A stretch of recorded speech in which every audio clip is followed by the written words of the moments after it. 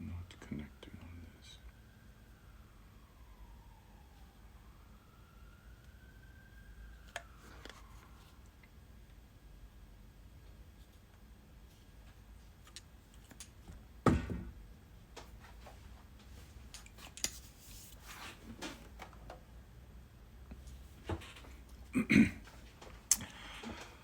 Right, hello everyone.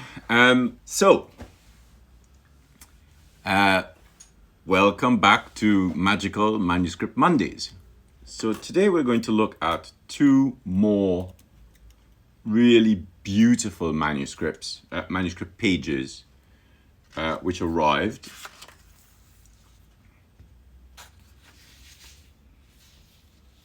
Oh, it's funny, a piece of glass on the table. I have no idea where that's from. So let's grab this and look at these amazing manuscripts.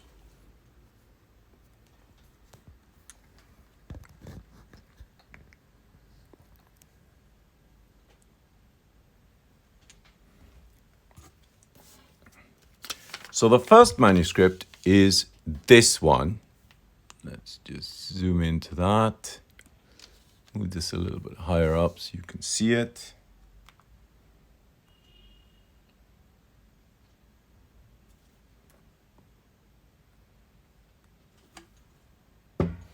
And this is a manuscript from 1250. So we're just going to zoom in and look at that manuscript a little bit more closely.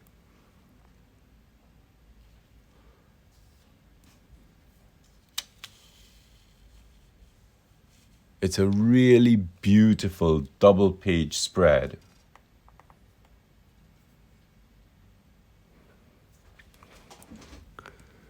And we can see that the text, I might need to bring this up rather than zooming in anymore. So this is let's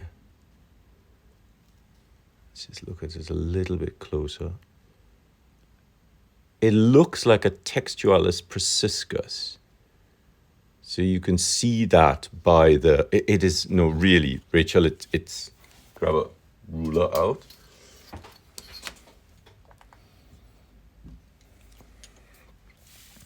So that's the size next to the ruler. And it is, the xheight is smaller than a millimeter.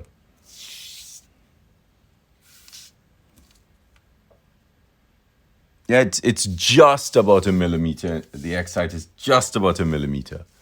Absolutely amazing. Really, really wonderful. Really tiny.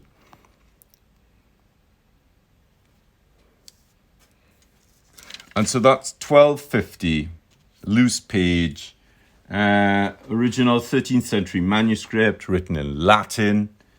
The vellum is slightly tanned in a few spots.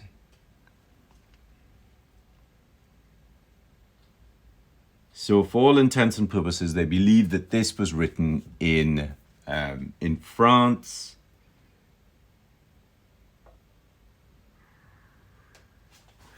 And so let's look at the skin a little bit more closely. So we can see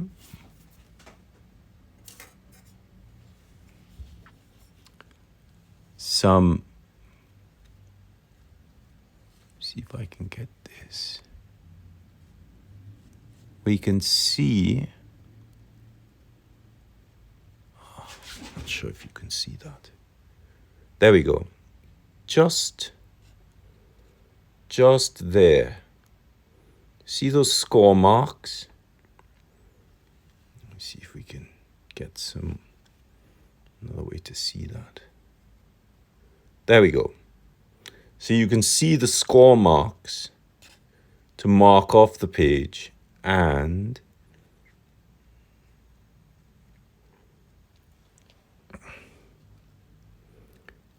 right. We can see some more score marks in the middle, just there. And if we flip that over, we can see it in the same position on the back. So this side is the skin side because it's a little bit rougher. So this is where the muscle would have attached to the skin, and that is the hair side. And you can see that by these little hair follicles all over the manuscript. So that's really quite fascinating. We have these beautiful capitals with little strokes of red so that they draw your eye to it. And we have a really beautiful versal with some littera florisa decoration, border decoration. So for those of you just joining us, this is a manuscript leaf from 1250.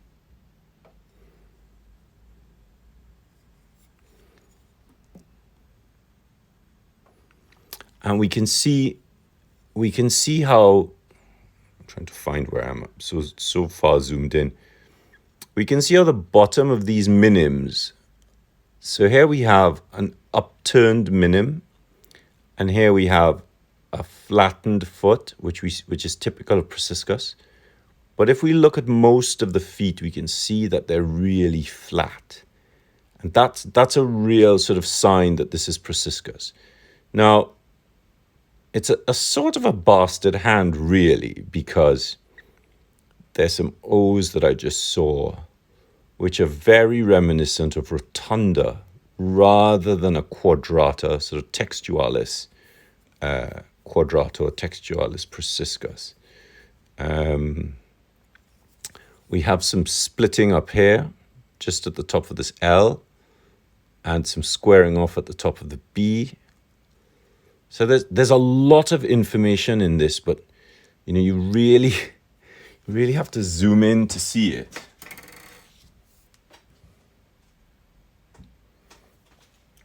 So let's see if this will help.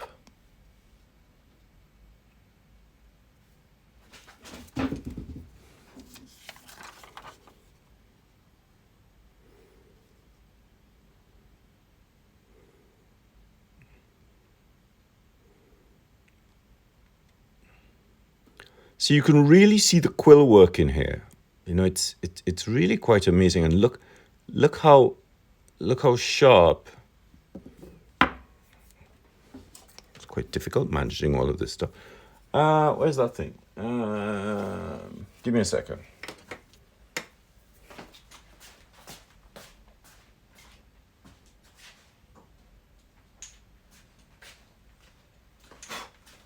The studio really has so much stuff in it. That's a little too harsh.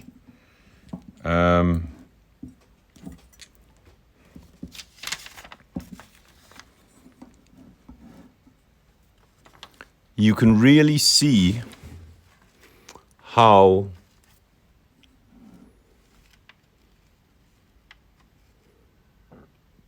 what did I want to show you?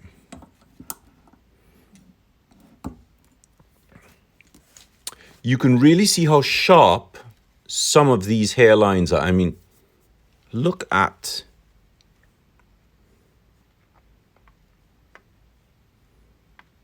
where's the pointer? Look at that. And look at this.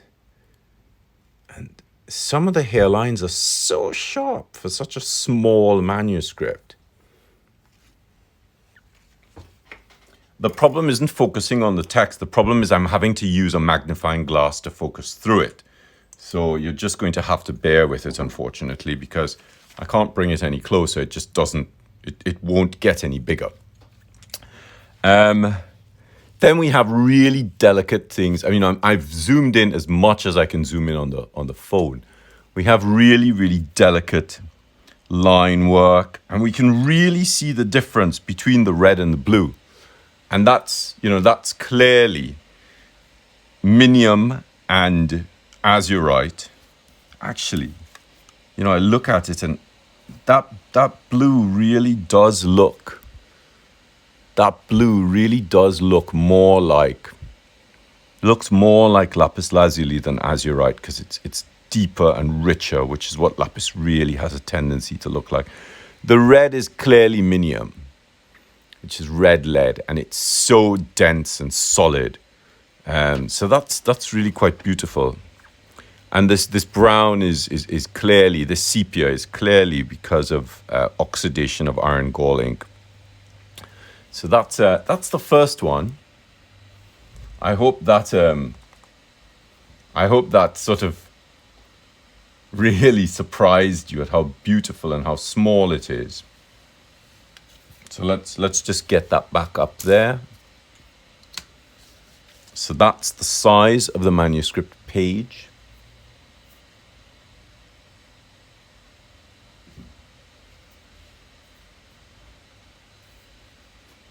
And the writing is, it's just about 1 millimeter in height. It's really, really impressive. So the next manuscript page is, it's a printed leaf.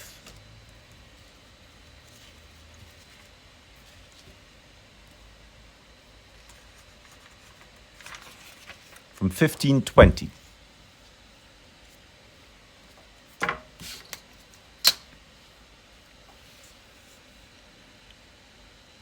And that's the size. And so all of the text and illustration is printed. Let's just look at this a little bit more carefully. So this looks like it's type rather than a woodblock. And that's woodblock printed. But this pilcrow, which is a paragraph separator, sorry, just get you in a little bit more there. The pilcrow, which is a paragraph separator, let me get a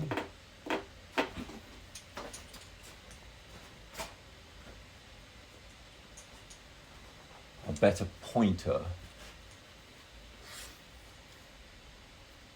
You know, there's so much stuff in this studio.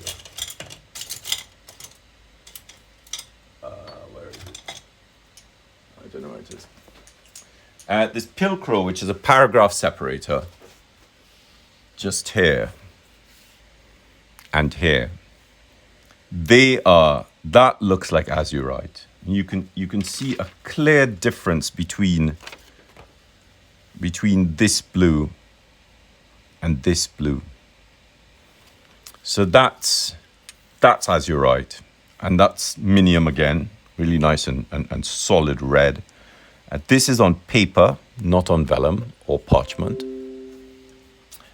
And it's really quite impressive. Let's sort of get that up there. So that's the other side, and we can see the pilcrow on the other side is in red. There's a blue one here.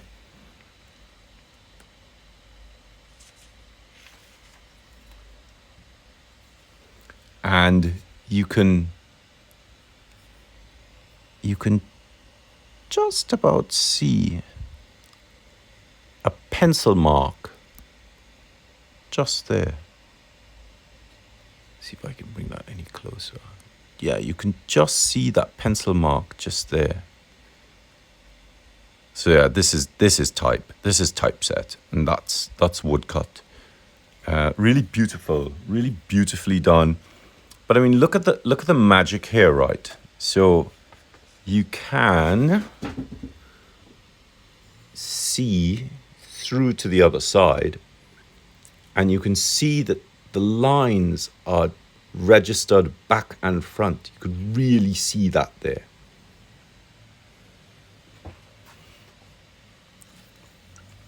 So obviously this is in a Fraktur type. Some beautiful shapes. I mean, look at this beautiful.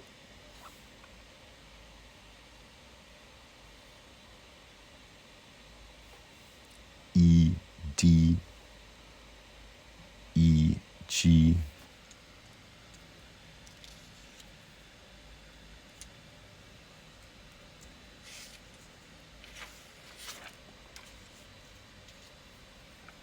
So this is a 16th century, so 1520, printed block of text in Latin from a prayer book, printed on paper in France around 1520.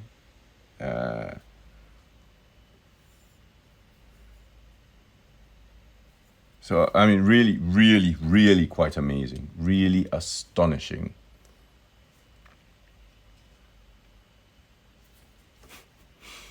So, there we go.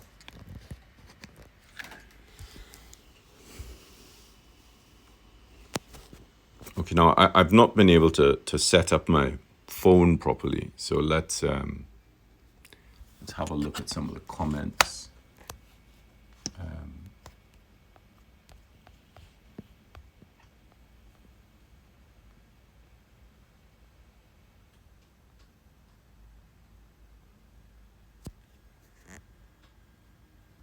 Midnight, wow. Yeah, I mean it's the 1mm, the 1mm one, which is 1250, is so beautiful and so small and so accurate. I have yet to sit with a magnifying glass and really look at them and really sort of peer into the letters and see what the script looks like.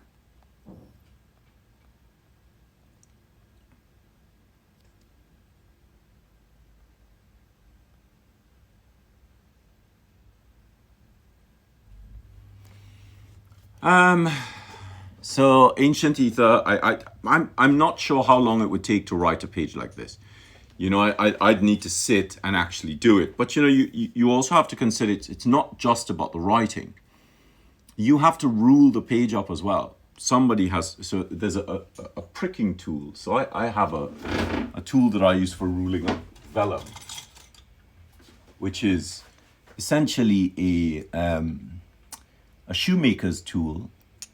And what I did with this one is there's one of the rods, one of the spikes I can remove, so I take that out, so it skips that line. And the reason for that is when you go to rule up to prick the other side, you have to know which spike is going to start it, and so you sort of prick down down a ruler, and then you're basically pricking four sides. So you prick this side, you prick this side, then you have the gutter, and you prick this side and you prick that side. So knowing exactly which spike to line up to the top line and create the pricking is really important, because that's what you're using to score the lines. So it's really quite time consuming. And then you're not just going to score one page, you have to score all of them. You have to prepare the vellum, make up the quires, which is the gatherings of vellum, make up the quires, put it together, see how they fit, do the prickings, and then separate the quires into different scribes. So different scribes they write different parts of the book of hours. You leave the space blank for the rubrication, so that red letter. And usually the rubricator is somebody else.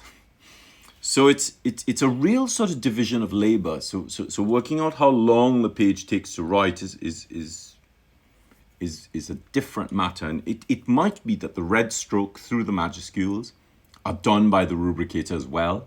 So it's a lot to sort of take in. It's a lot to sort of work out what was happening and how it was produced.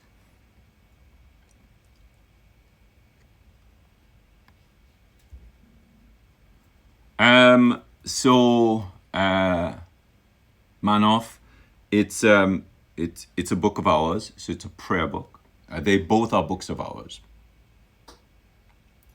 So yeah, OJ, it is 1 mil. It is 1 mil for the Preciscus, and for the type. The type is just about 2 mil. So small. And you know, I can't get the camera to focus in anymore. I can't produce a higher resolution. But what's in front of me is so tight and so detailed, and the interlinear space is amazing. It's really sharp and really clean.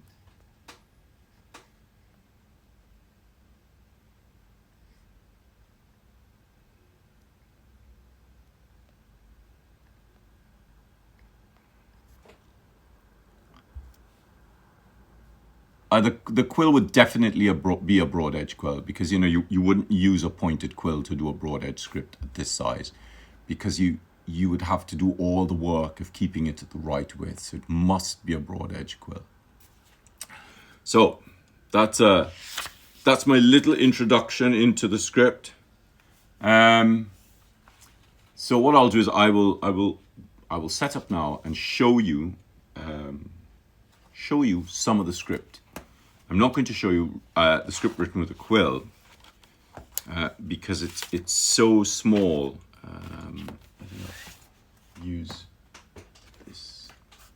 So I'm going to use some London Graphic Centre layout paper, because there's a little bit more tooth on the paper, and it'll grab the nib a little bit better. So let me just swap this around.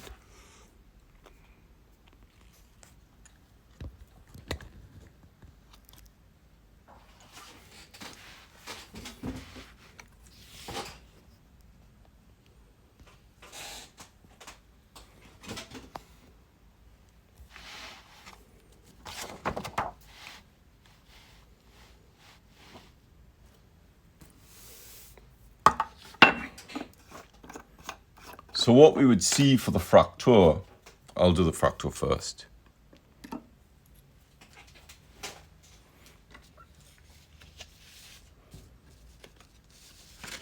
So remember, the Fraktur's type, it's not handwritten.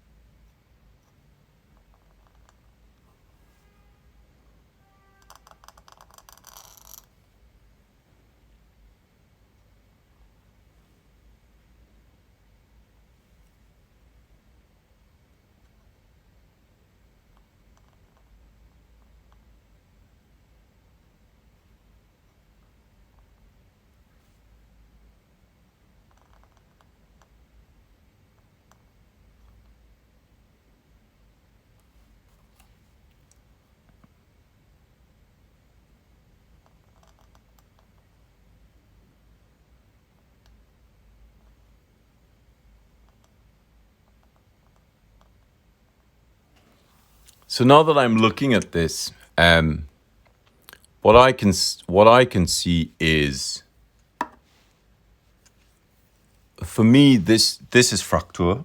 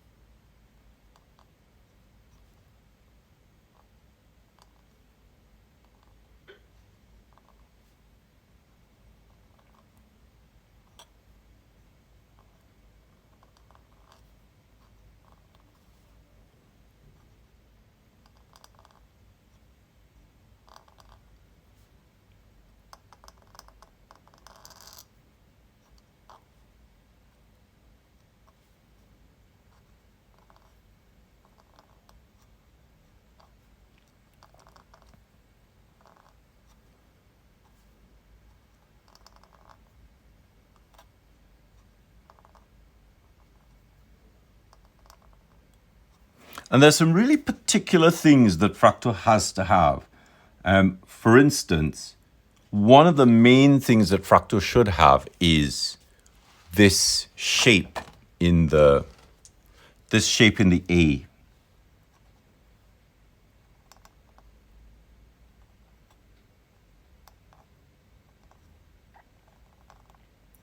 And one of the other things is this. So you have a curved quadrant.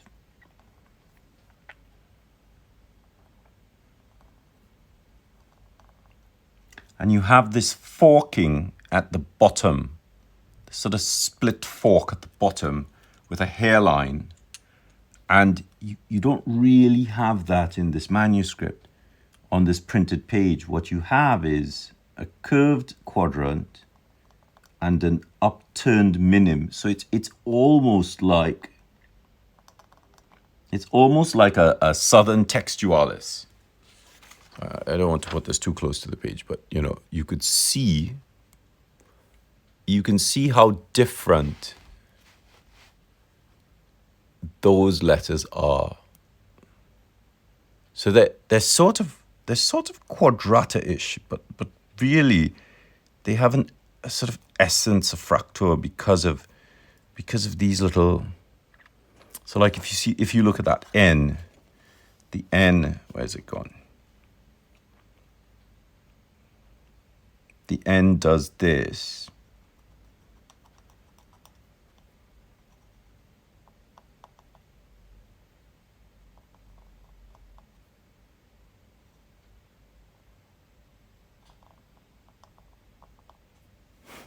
When it should really do this.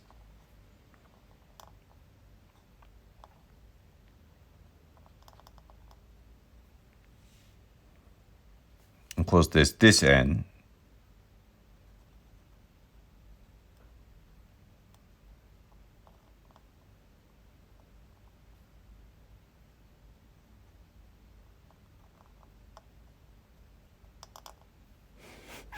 It's really quite beautiful.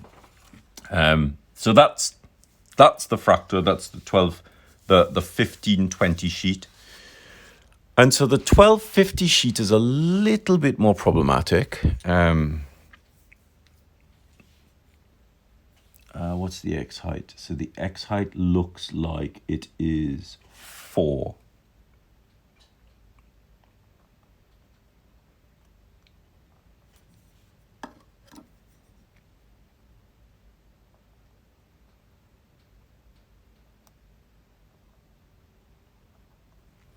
So that's the xheight. So let's see how this goes.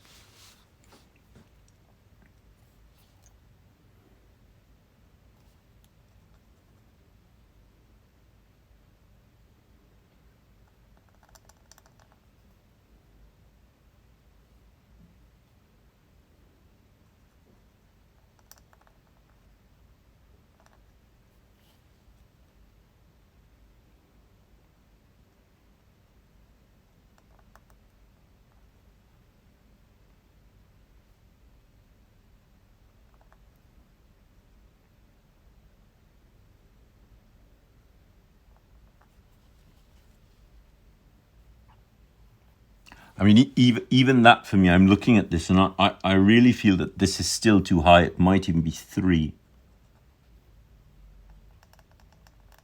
There we go.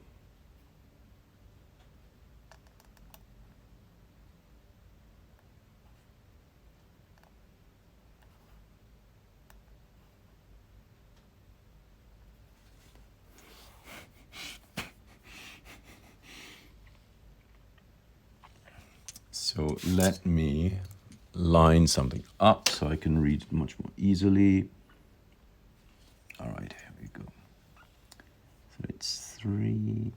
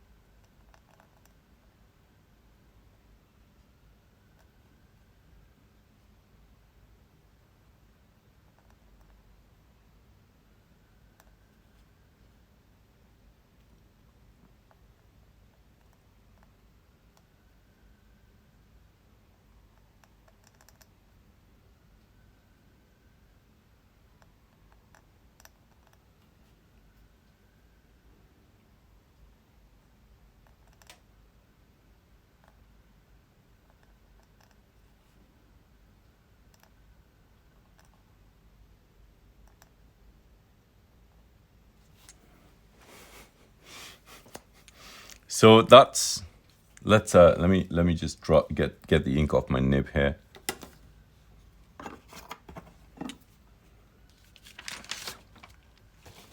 And we're just looking at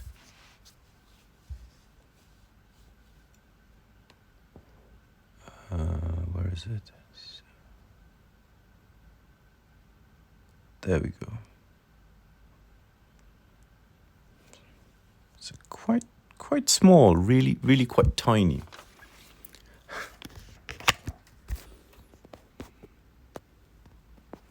Right, let's see some of the comments.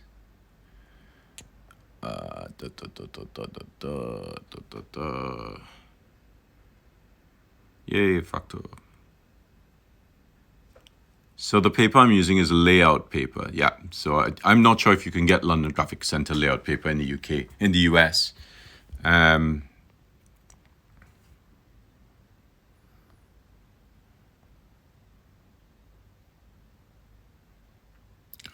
mean, you shouldn't be using watercolor paper. Well, you know, it's not made for ink, really. So the smallest Mitchell nib is a 6.